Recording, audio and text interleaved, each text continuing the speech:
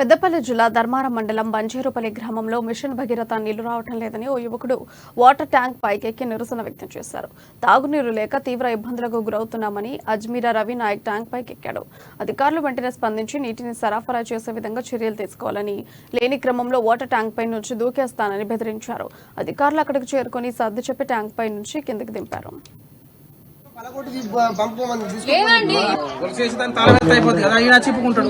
ఈ రవి నాయక్ అనే person tank ఎక్కి నిరసన వ్యక్తం చేశారు. అయితే నిజానికి ఇక్కడ వాటర్ ప్రాబ్లం అనేది ఏం లేదు.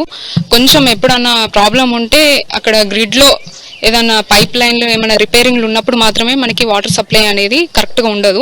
అది కూడా వాళ్ళు తొందరనే రెక్టిఫై చేసి వాటిని క్లియర్ చేస్తున్నారు. అయితే ప్రాబ్లం ఏంటంటే ఇక్కడ చిన్నతండలో గేట్ వాల్ అనేది ఉంది, ఫిక్స్ చేసిండ్రు. వాళ్ళు ఎప్పుడైనా వాళ్ళకి ఏదైనా అవసరం వచ్చినా ఒక బకెట్ నీళ్ళు కావాలనుకున్నా కూడా దాన్ని ఓపెన్ చేసి దాన్ని ఆఫ్ చేయకుండా అలానే వదిలేస్తారు. అది చిన్న చిన్న అలాంటి ప్రాబ్లమ్స్ వల్లనే మనకి ట్యాంక్లో వాటర్ మొత్తం డ్రై అయిపోయి వాళ్ళకి అవసరాలకి అందకుండా పోతున్నాయి. కాబట్టి అతను ఇక మన దృష్టికి తీసుకొచ్చిండ్రు. కాబట్టి ఇంకోసారి ఇలాంటి సమస్య రాకుండా నేను చూసుకుంటా. అధికారులకు కూడా నేను